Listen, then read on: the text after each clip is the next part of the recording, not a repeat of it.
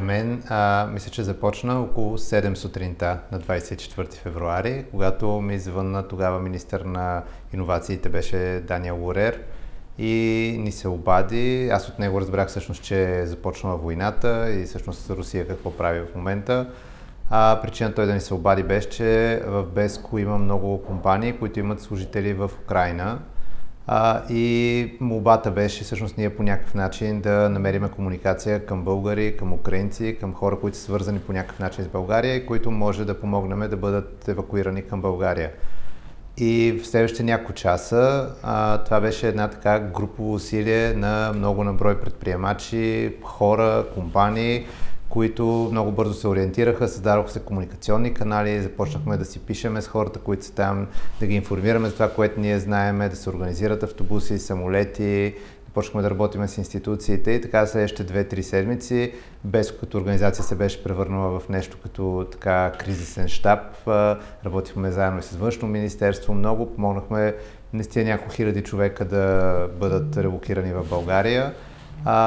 Покрай цялото това нещо, всъщност тогава Макс Гурвиц и Елина бяха едни от много активните хора, които много при сърце взеха това, което се случва и започнаха да търсят и допълнително начини как да се помогне. И ако ние помагахме главно с транспорта и намирането на хората и евакуирането им, те пък започнаха да помагат за търсенето на така условия къде да дойдат тези хора, къде да бъдат настанени.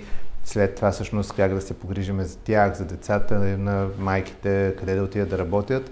И това цялото нещо буквално за дни създаде някакви процеси, които доведоха и до развитието на България за Украйна и това, което продължи след това като грижа вече в следващите месеци. От гледна точка на България, това беше много хубав пример за това как можем да загърбим различия помежду си и много хора да се обединят около обща кауза и желанието да направят нещо добро. Ние понеже комуникирахме много с хора, които са както украинци, които търсеха начин да се спасат от това, което става, така и от много българи, които искаха, които бяха в Украйна, трябваше да дойдат в България с българи, които са част от компании, които са украински, например. Много различни казуси и много пъти хора казваха, че всъщност това, което те срещат като адекватност и реакция, което предимно беше от самите компании и предприемачите, които в момента просто движаха процесите, им дава някакъв лъч надежда заради чисто показването на човещина, грижа. Това са безкрайни часове, в които хора, които иначе са, дали ще са предприемачи, дали са програмисти, дали имат си съвсем друга работа, ходеха по за различни места през сестрината да ги посрещат хората от автобусите, да ги заведат до някъде, където да могат да бъдат настанени. Това е чисто човешко отношение, което е много такъв добър пример за това, че ние можем заедно да правим нещо добро за другите. И според мен това беше така на фона на други аспекти от реакцията ни на войната, в които ние реагирахме много по-бавно като държава, на моменти по-неадекватно.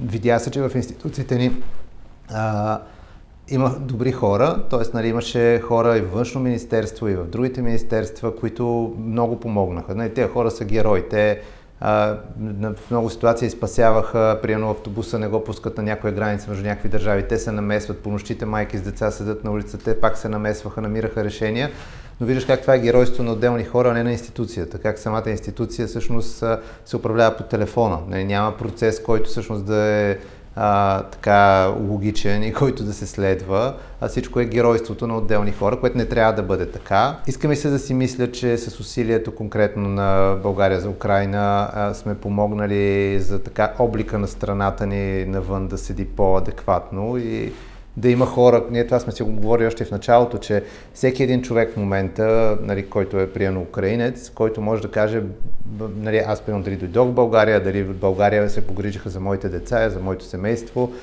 Това е посланик на държавата ни, който е безценно някой да може да каже нещо добро за страната ни, понеже не са чак толкова много причините, поради които хората казват нещо добро за България, за съжаление.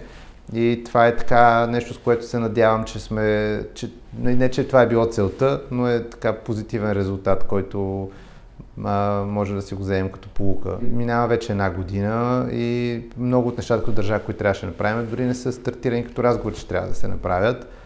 И това е проблем. И според мен, по-скоро въпроса, какво може да направим още като усилия, като хора, седи, но по-важният въпрос е как ние може да помогнем държавата ни цялостно да бъде по-добре структурирана, така че да може в такива ситуации да е някакси така предвидим, добре построен партньор на хората и да помага, а не на всяка крачка да се чудиш това защо се пречи, защо отстъпва. Урок ми е това, че можем да вършим неща добре заедно. Понеже аз имах, че Съединението прави силата, ироничен надпис, който някакси сякаш показва колко сме в обратната посока. По-скоро в тази ситуация за мен лично това, че усещаш много различни хора, как може да бъдат обединени и да искат да помогат като българи, е много важен урок. Сега друг чисто така, то вече е много по-на глобално ниво, но че мира не е даденост и че света, в който живеем, всъщност никой не ни гарантира, че продължи да съществува по начина, по който съществува и че ние трябва активно да полагаме усилия, за да може да запазим това, което имаме.